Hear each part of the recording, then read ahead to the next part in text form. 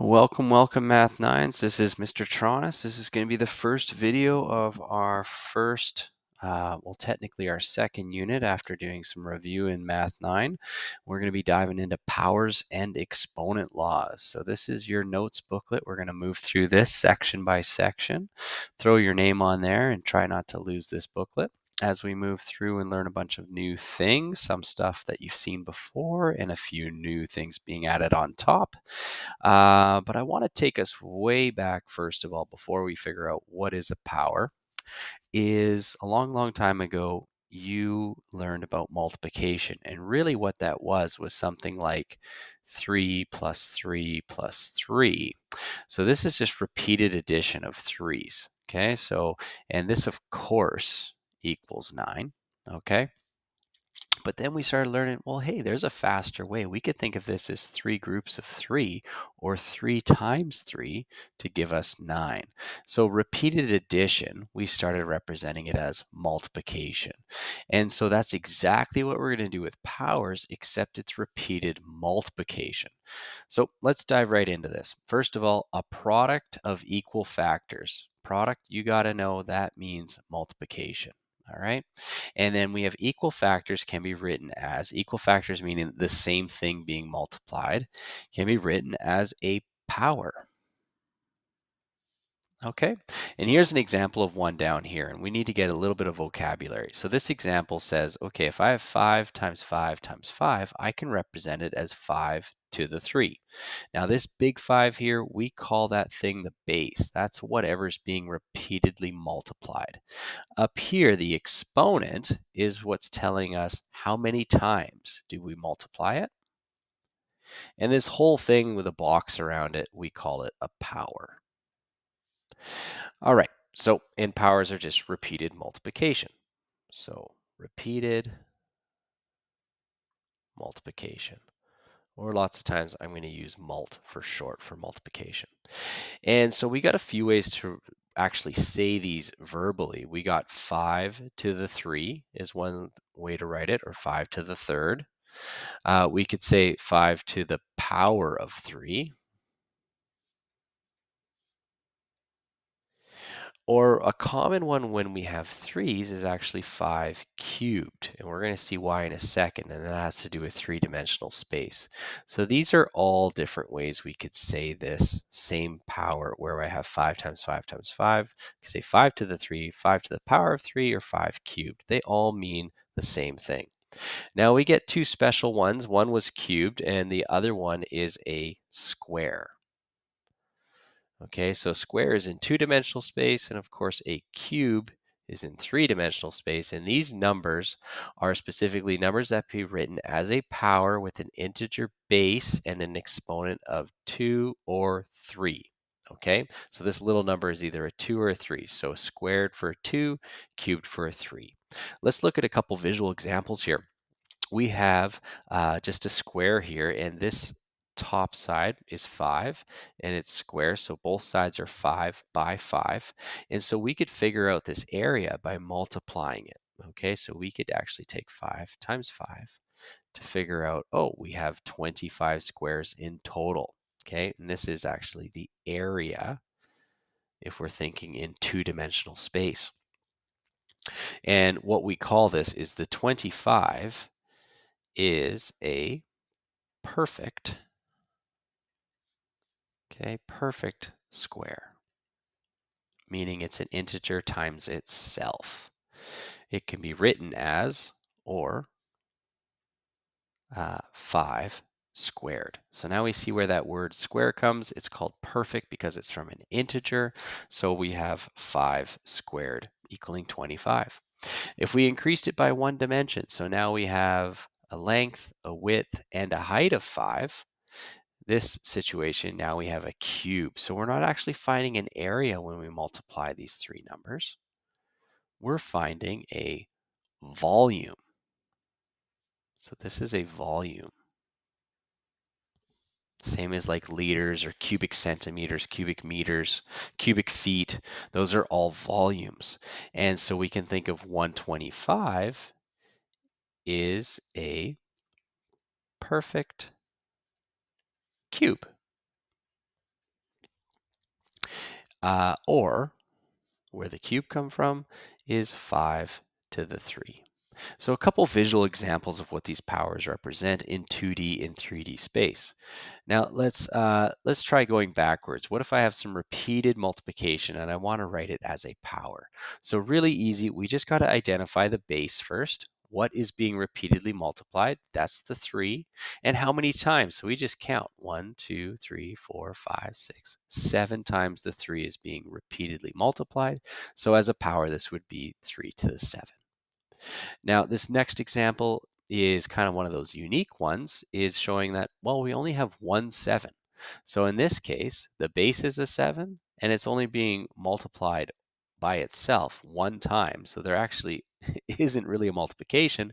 And this is what we kind of call this base case, where we just have 7 to the 1.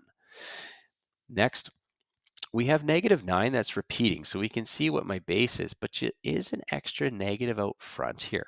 Okay, so I want you to think base is always what's being repeatedly multiplied. So the base here is -9. And how many times is it being multiplied? I have 1, 2, 3, 4, 5 of them. So in this case, we have a negative out front, and then I have the -9 being raised to the power of 5. Okay, so you can think of this. Oops, apologies. You can think of this is,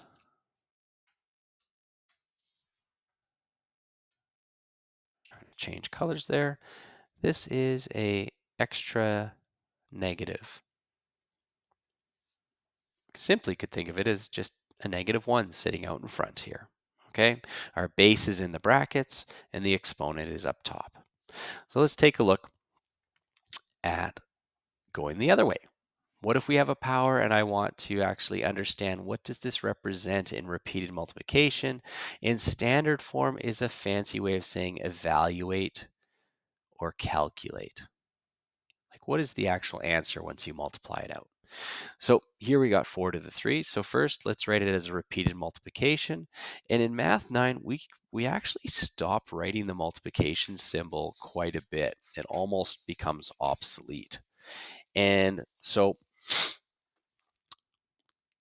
what we can write this in multiple ways, but the one I'm going to use most of the time is brackets.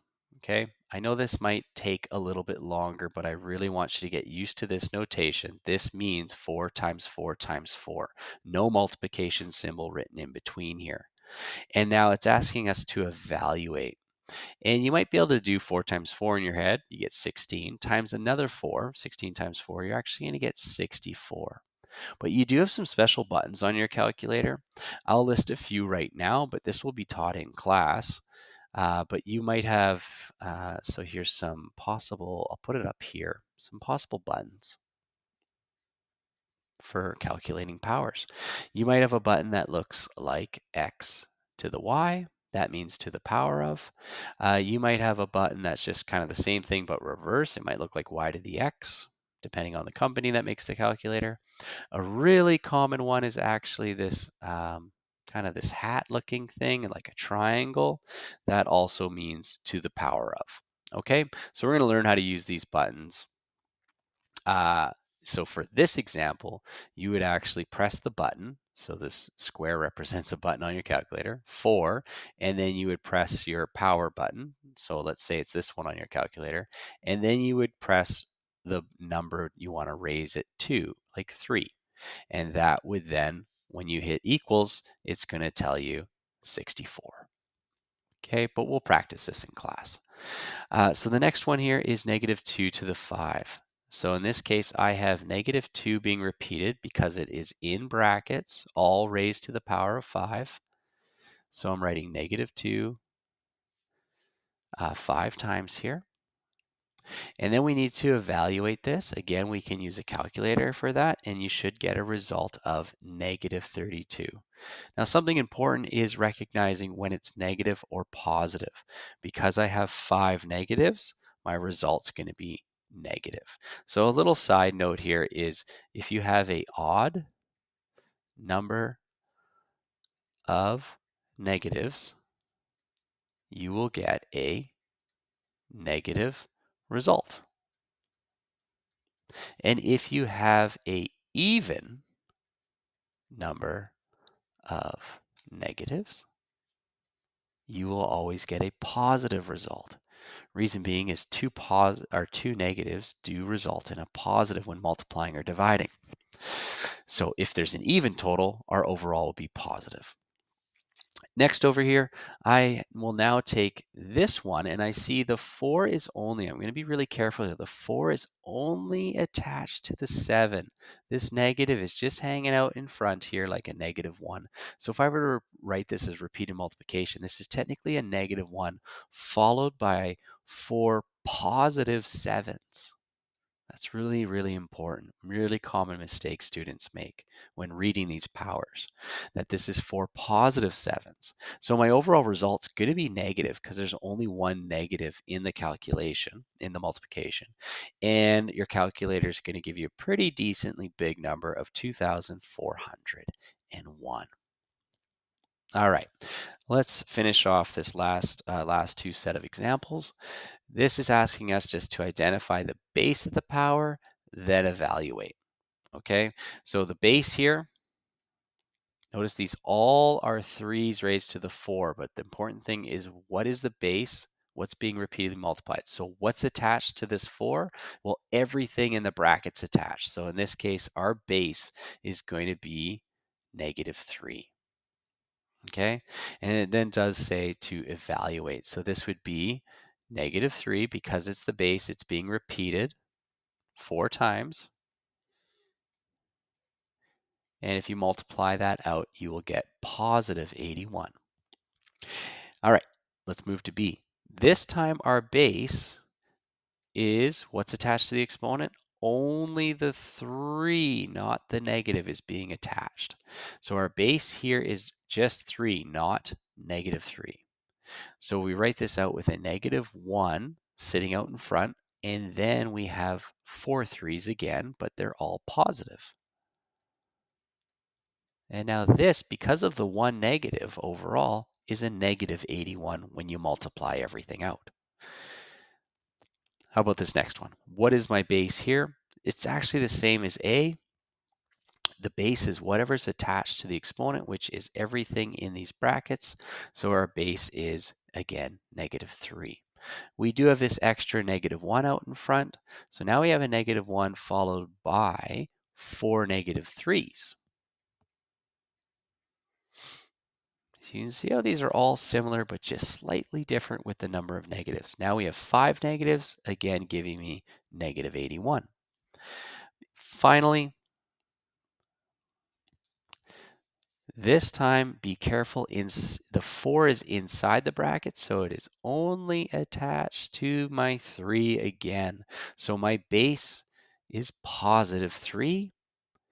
And I have 2 negatives sitting in front, one inside the brackets and one outside. So I have a -1, and then I have another -1, and then 4 positive 3's.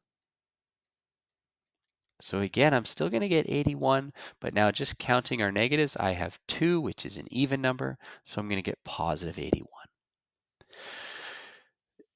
After doing those 4 questions, hopefully we can get a bit of an idea. Will I get the same answer here?